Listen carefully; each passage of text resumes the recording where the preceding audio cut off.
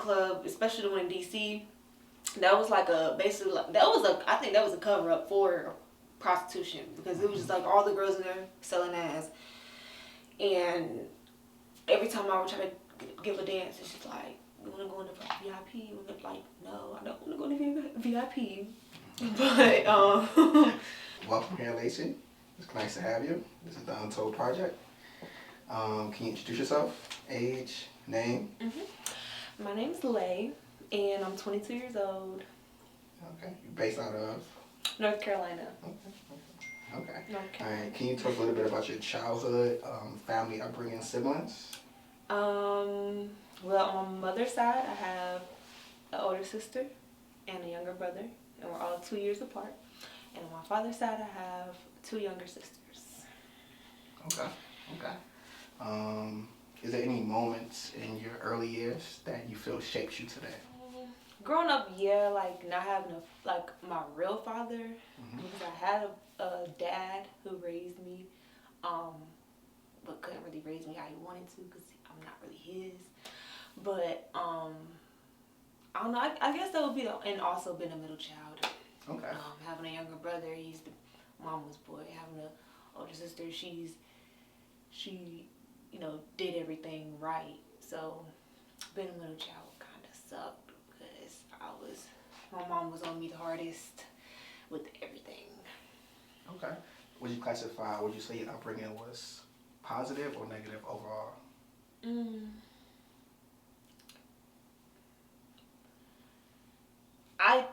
Growing up, I thought it was negative, but like now that I'm older, I see why. My mom did certain things, and because I was sheltered. Like, I grew up in church choir. Didn't have my first phone until I graduated high school. Didn't go to my first birthday party until a senior year. So like, I was really sheltered, and I see why. Okay.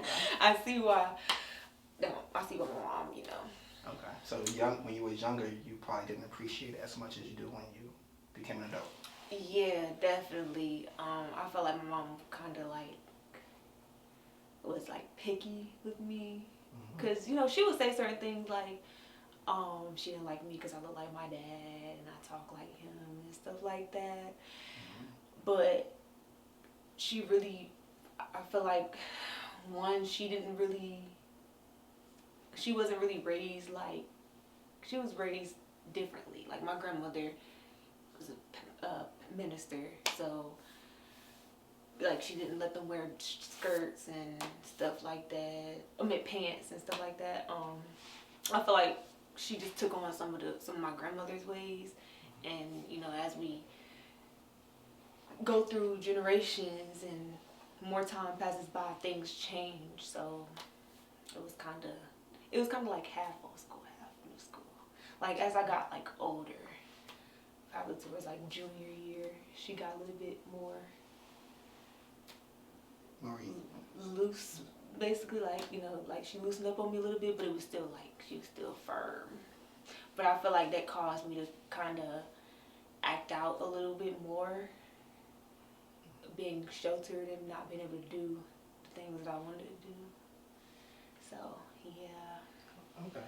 Your relationship with your mom, when she said those things, your relationship with your mom and dad overall, how was that? Your biological father.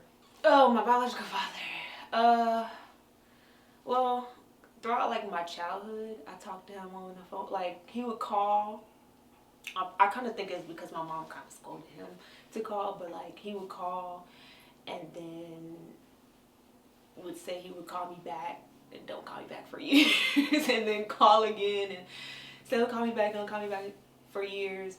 But like I said, it wasn't as bad, because like, my little brother's dad, this is my little brother's dad, so basically my mom and my little brother's dad was dating before my little brother was born. I was 1 when they were dating.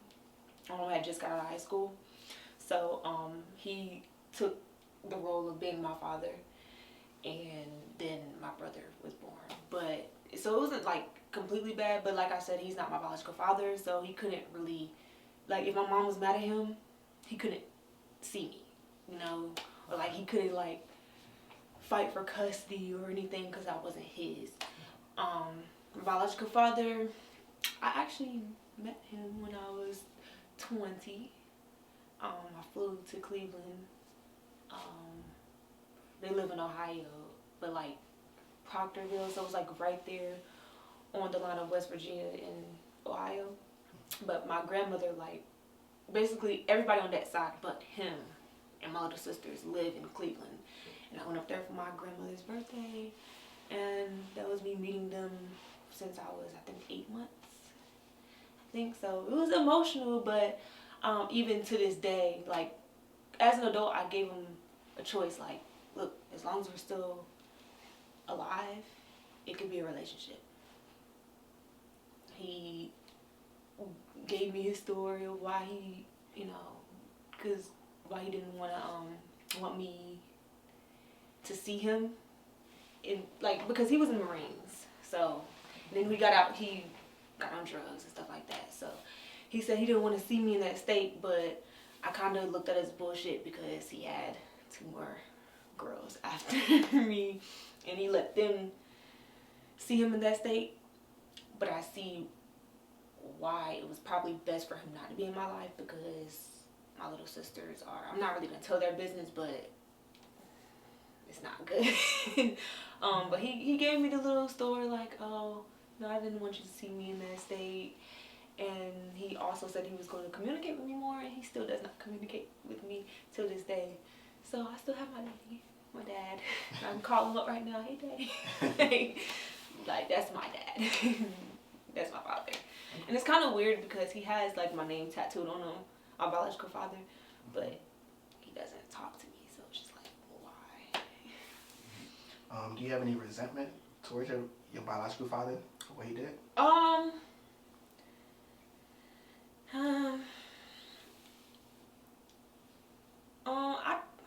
It's kind of hard for me to say because, okay, so growing up, my mom would like give me these stories. I feel like she was trying to make me resent him, but like I didn't have that hate. Like, as a child, I didn't have hate in my heart. Like, I would want to be everybody's friend, and I was friendly. So like, I didn't, even people that kind of messed me over, I still wanted them to be around. So like, I wouldn't say I had resentment, but I kind of felt like a black sheep because my grandmother has 9 grandchildren, and all of her grandchildren have their mother and their father. I'm the only one. That's why she was kind of like, that's why she was doing more for me. But like, I felt, like I said, like a black sheep, like lonely, because I couldn't, even though I had my dad, he still wasn't my dad, so it didn't feel the same.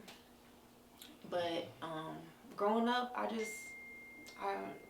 didn't really think about it too much, honestly, except for when it came to things like graduation and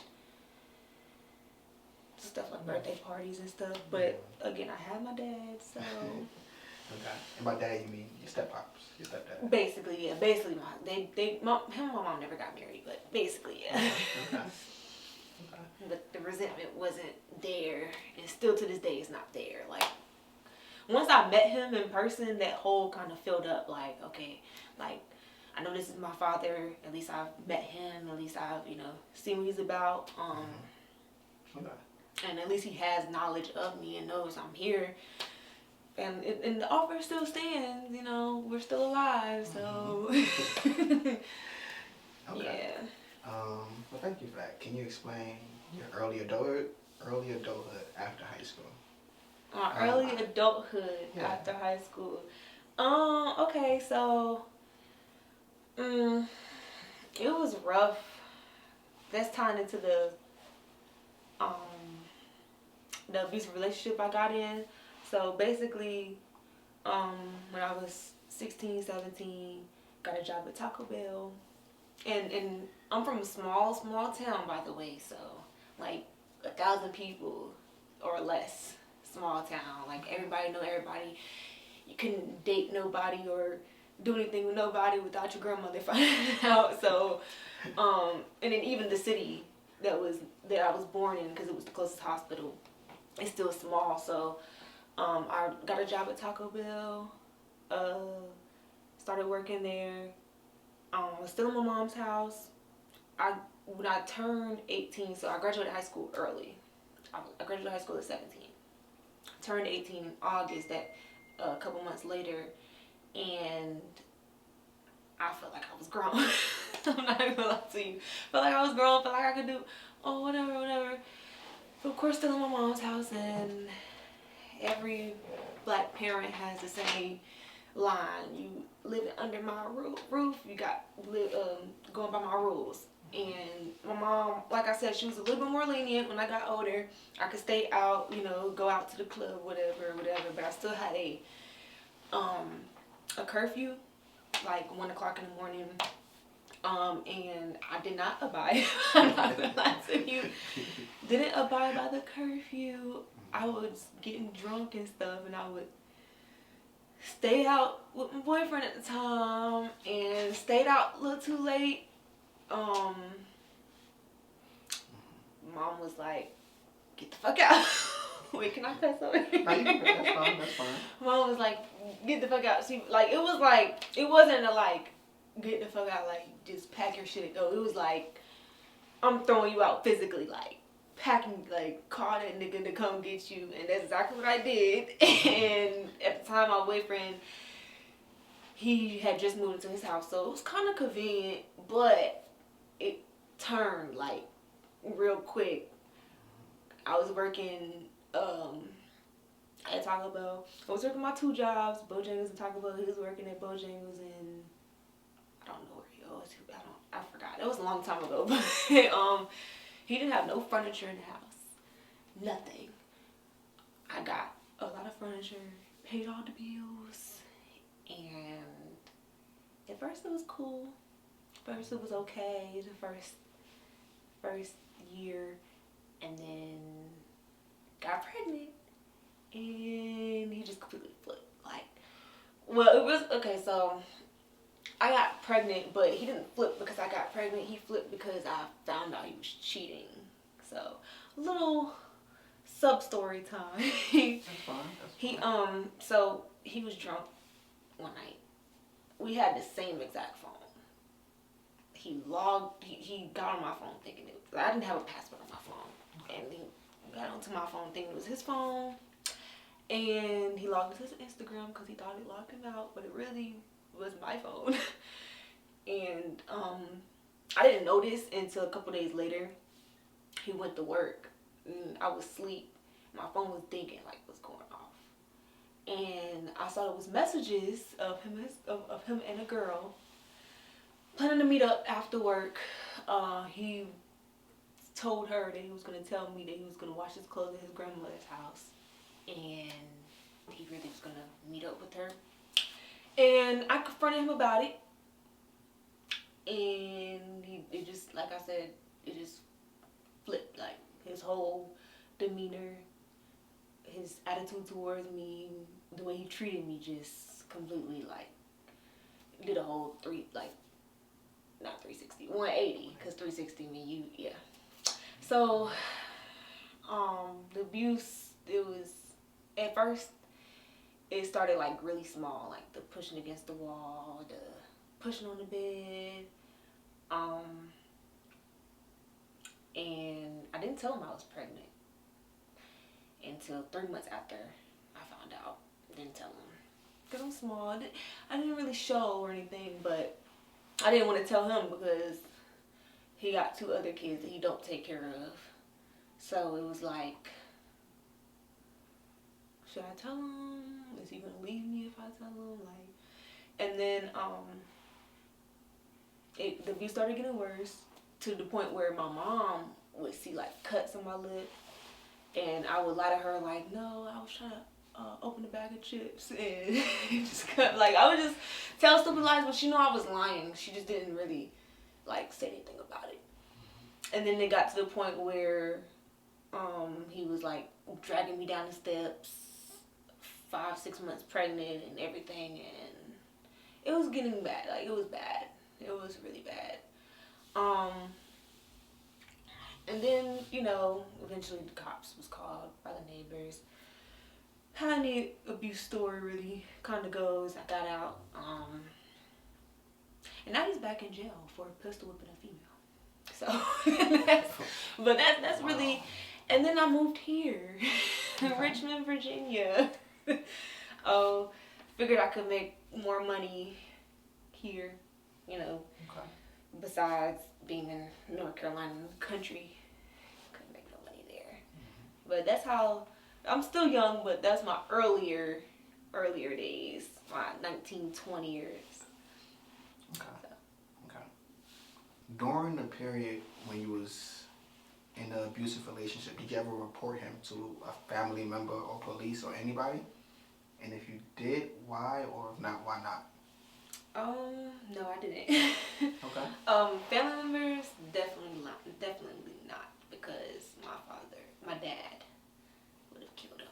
I didn't want my dad to go to jail, for the rest of his life. But the neighbors, like I said earlier, the neighbors did call, too much ruckus, and police showed up, and that's how it was weird, because he ran, but he didn't run. Like, he hid behind the bushes, and he was literally watching the interaction between me and the police, and it was like I don't know. It was a lot, but no, I didn't call the police. The reason why is because he did have a gun. He was actively using that gun to threaten me most of the time, and I didn't feel safe. I felt like if I did call the police, he was going to, because he would say things like, "Oh, you want to call the police? I might as well just kill you now or beat your ass now," or something like that before they get here. And it's just like, I was trying to prevent it from being bigger than what it was. It's scary. It's hard. And nowadays I see things on social media like domestic violence situations, and people in the comments be like, "Oh, why do you leave?" or "Why do you just get..." It's not that easy at all. And it's not. It's completely not that easy. It's not. It's like I said, you fear for your life. And Okay. yeah. Because I was gonna ask you that same thing. Most people would say, why didn't you just decide to leave or go? What prevented you from just saying, okay, let me pack my bags and go back to my mom's? Yeah, because of fear. Right? Yeah, Okay. fear. Okay. And also being so young, Mm-hmm. you know, you're kind of manipulated easier. So it was. Of course, he did the, "Oh, I'm not gonna do it again. Oh, I was just mad." Of course, he did that, and I believed it a couple of times. But now I know all that shit's bullshit, and can't no nigga get past me with that shit no more. So. Okay. So now you say after the abusive relationship, you moved to Richmond, Virginia. Can you explain your life then when you moved, job-wise, occupation, friend group? I actually moved to Richmond because he had got out of jail after all of that. After he went to jail because of me, he got out, and he was threatening to shoot my mom's house up, and like all the places he knows that I be at, like aunts, friends, dad's house, like he would threaten that, like, and I couldn't have that, you know, and so I moved like out of state, because anywhere that I could go in North Carolina, he knew where that would be at, and I couldn't risk it, you know, so I moved. Did you move to family, friends? I don't have no family up here. I Okay. have no family up here. I only have one friend now, my best friend. She's a writer, and it's kind of hard to find somebody in Richmond and in Virginia in general that will like stick beside you, not backstab you, not try to get over you or anything. So, no family, just a couple of friends. My occupation, when I moved up here, obviously I didn't have anywhere to go. It was like a impulsive decision. I didn't have anything set up, no job, no place or nothing. So I was staying in hotels, and I started working at Dunkin' Donuts on my Road. For anybody knows where that's at. And I was working there for a little bit. And let me see, I have to think because that was 2 years ago.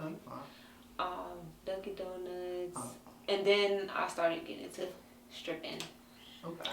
I quickly want to go back to go back. You said when you was in a relationship with the abusive partner, you got pregnant, correct? Mm-hmm. Okay. Can you explain about the pregnancy? Yeah. So, I was actually on birth control. Been on birth control since I was 15. But he kind of influenced me to get it out. And I got it out. Got pregnant. It was different for me. Everybody's pregnancy is different. Every female's body is different. I was 125, 120 at the least before I got pregnant, and I shot up to 180. I was thinking all the right places. But I was definitely eating a lot. Definitely. But I was also working at the same time. Because he had 2 jobs, but he wasn't contributing to anything. He would spend his money on studio sessions when he can't even rap. He was spending his money on perks and weed and edibles and Black and Milds. And the environment I was in, I felt like it wasn't like a good environment to carry a baby, go through pregnancy. It wasn't at all. Smoke all in the air, a bunch of commotion because he always had his friends over, a bunch of stress and drama. It was hard, and I didn't have nobody to help me through it because I didn't tell my mom. I didn't tell nobody I was pregnant. My mom found out because I had paperwork. I had moved all my paperwork to the house, and she found the miscarriage papers. And that's the only way she found out. She was like, "Oh, I knew you was pregnant by that nigga." But I didn't tell nobody. I didn't have no help. I barely went to doctor's appointments because I didn't want anybody to find out. So it was hard, but I can't say the cravings that I had during the pregnancies I still have to this day. Like, those cravings stuck with me. Like tuna salad, pickles, and Doritos. Tea. Tea. But it was like, overall, it was like I said, I didn't have nobody, so I felt depressed, and I felt like it was like affecting, like I was stressed out. So I felt like not only the abuse contributed to the miscarriage, but the stress as well. But it was hard. It was hard. Yeah. Okay, thank you. Okay, now so fast forward, you come to Richmond. Explain what got you into stripping. What got me into stripping? Okay, so I actually didn't start stripping until, so it's crazy. So I was renting a room out from somebody in Glen Allen, and the person that I was renting the room out from, they threw like stripper parties. And on my birthday, on my 21st birthday, I went out. They had a stripper pool party, whatever. I went out by myself because I'm a loner, popular loner. And I went out to brunch, came back super drunk. It was a bunch of females shaking ass, and the person that was organizing the party was just like, "Oh, do you want to dance? Do you want to make for your birthday? Do you want to make a couple of dollars?" It was like literally on my birthday, and I was like, "Sure." So all the females had like bathing suits and stuff, and so on. So I had a bathing suit. I put it on. went out and that's really how, and it was a group called FMG, that basically they have just a bunch of girls that dance for them. They do stripper parties, bachelor parties, birthday parties, and stuff like that. Shout out to FMG because they help me make a lot of money. But yeah, that's how I started. The owner and his wife was like, you should dance for us, you know, like you seem to get enough attention, you know, to make some bread, and that was that, and I started dancing. It was kind of on and off though for me because I was working as well, but then I ended up losing my job and started full-time dancing, and then literally all of 2023 I didn't dance up until December when I moved back, because I had moved back to North Carolina in 2023, maybe like March, because my mom got into an accident and I moved down there to help her. But it was on and off. Okay. So that's how I got into stripping. Okay. We know the positives when it comes to dancing, which is the money and multiple other things. Is there anything you find negative about dancing? Anything? Yeah, anything. Literally 70% of it is negative. Like, just being, it's like being a, not deer in headlights, but like, it's like being a zebra around a bunch of lions and tigers. Like, it's very, I'm trying to find the word. Predatorial? Yes, very predatorial. Very predatorial. Like, a lot of pimps trying to get at you, a lot of bitches trying to steal your money, and that's exactly why I didn't really do club scenes, because like it's a lot. A lot of people, you know, trying to buy your coochie, and it's a lot when it comes to it. Okay. It's a lot. Okay. Especially in Virginia, having to deal with the police, because these stripper parties and stuff like that, they're illegal. Like, you're not supposed to be, like, you can get locked up for that, doing sexual acts for money.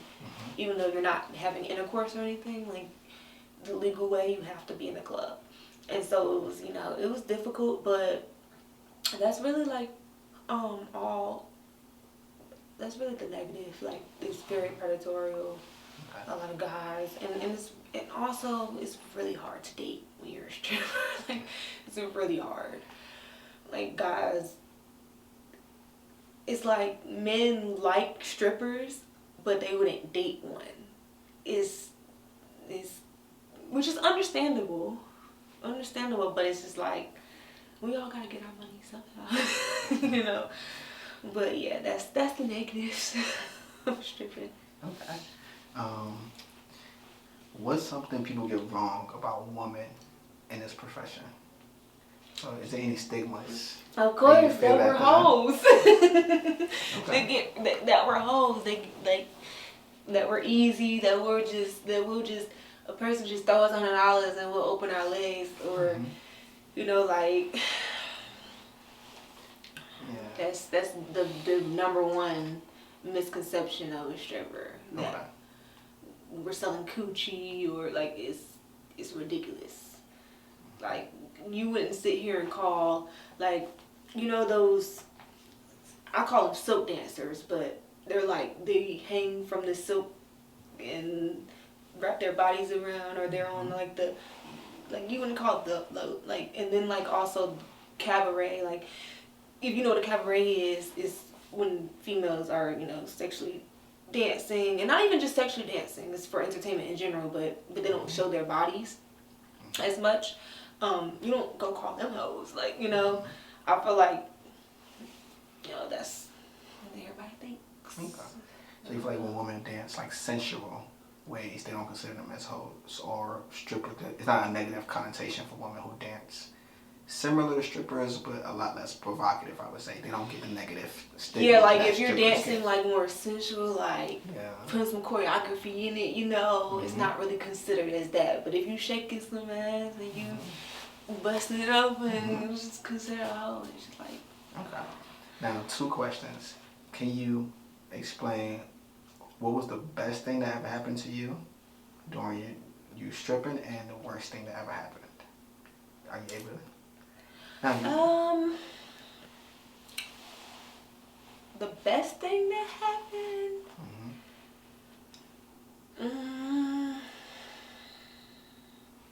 It's not. I mean, the best thing that could happen when you're a stripper is you just get that money, like getting a couple thousand at a time. That's really the best thing.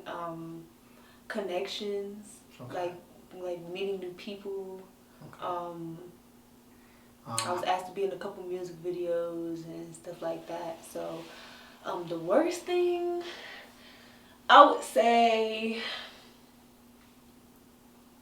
getting robbed, maybe. Like just having your money, like knowing you danced for a certain amount of money, and it's like you count your ones some short. Like that's the worst thing that could happen. Yeah. Like missing some money. Have you ever been robbed before, or anybody you know that was stripping been robbed? Yes, a couple girls that I know actually have been robbed. One of my really good friends, she started dancing at the new club, the Daddy Rabbits. It used to be Daddy Rabbits, and someone stole like her whole money bag. Like it was just, and lied on her and all types of stuff to where she got fired. And I just that's another reason why I don't dance in clubs. I can't fuck with the females are jealous, and it's just. Okay, so you prefer events, home events over the clubs? Yes, I prefer private events. Private events. Yep. Okay. And can you explain it? I know you explained that they get robbed a lot in clubs. Can you explain the benefits of private events for people who don't know? Benefits of private events: security, okay. More money, because at a private event is maybe 3 or 4 girls that's getting like $400 or $500 at a time, versus you working at a club in the private event that's like 2-3 hours, versus you working in a club all night long when you only getting $200-$300, and it's like, like all night long. Like I've worked 2 shifts in DC, afternoon shift, so it was 3 to 10 and then 10 to 3, and I only made $300. Like that's because it's 20 different girls in there. Like that's the best benefit of a private event is you get more money, and like I said, security. So yeah. Okay. During an event, have you ever been pressured to exchange sex for money? No, not pressured. Like pressured, like a nigga was on that, or did I actually give in? No. Do guys offer you? Oh, of course. Okay, so all the time. Yes, all the time. Okay. Yes, they did all the time. Okay. All the time. And in the club too. Okay. And in the club, especially the one in DC, that was like I think that was a cover up for prostitution, because it was just like all the girls in there selling ass, and every time I would try to give a dance, it's just like, you want to go in the VIP? I'm like, no, I don't want to go in the VIP. But nah. Okay. Yeah. Okay. All the time. All the time. To a younger lady looking to get into the stripper profession, what advice would you give them? So a younger lady who might be interested in trying to become a stripper. My number one piece of advice is don't do it. That's my number one piece of advice. But if you really need to, because I understand life be lifing, and I understand sometimes jobs be, you might not want to work in a certain setting, or you might want to get that fast money. Have a goal, set a goal, because if you go into it not having a goal, you'll just keep doing it, keep spending your money. Like, have a goal. Like, I'm gonna make 10,000, then I'm gonna be out. Or I'm gonna make 20,000, I'm gonna be out. Like, have a goal. Don't just do it because I've seen like a lot of older strippers, 40, and they don't want to be there. They've told me they don't want to be there. It's just they keep getting sucked in. It's like drug dealing. It's like being like making that fast money, but you're not using your money. You're not putting it to good use, basically. So you're just like, it's like a cycle, spending money. Like, that's my advice. Have a goal. Nobody's your friend in the strip club. Either they trying to peep you out and see what you got going on to get over you, or they might got a boyfriend who be pimping them out and they want you to join. Like, nobody's your friend in the strip club. Only reason why I've made a couple of good friends is because of business. Is because of we've made money together and we can continue making money together. And it has never failed. But that's the only way I would become somebody's friend in the industry, is if we're making money together. Or if we helped each other make money. But just to be my friend, no. Like, no.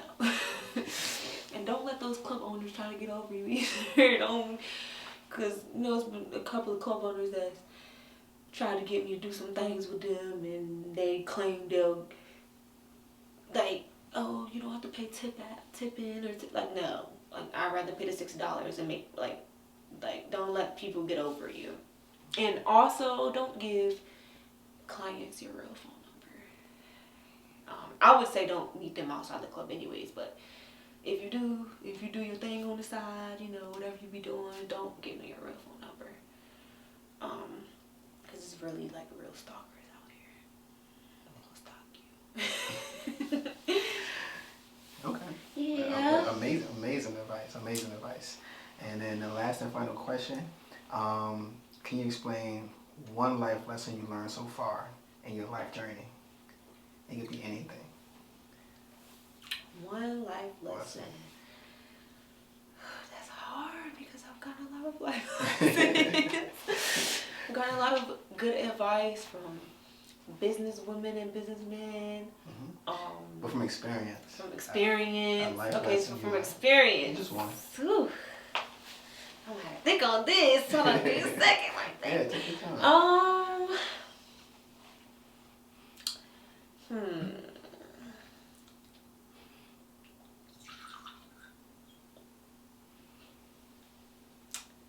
It could be from abusive relationships to the miscarriage to stripping. To all success. of it, and overall, just protect your peace. Even if it's from family members, like, you can love somebody from a distance, but protect your peace, because if you're like mentally and emotionally fucked up, you're not gonna be able to push forward through like anything. Like, if you're depressed, if you're like stuck on one person, like maybe you broke up with somebody, you're just stuck on that person, or maybe you got into it with your mom and you're just like, you feel so guilty. Just, if it disturbs your peace, move away from it. Even if it's something that you feel like is benefiting you, move away from it. Cause nothing is better than having peace. Like, nothing. Like I said, you can't do anything if you don't have peace. If you're stressed trying to do stuff, cause I've seen it with my own eyes. People trying to take on so much, and then like everything just starts crumbling down. And I've experienced it as well. Like, it's not good to. It's like, you gotta protect your peace. That's the advice. Okay, that's perfect. That's amazing. Thank you for that. Thank you for coming today. Thank you for having me, Lacy. And I appreciate you coming, and hopefully we'll see you again.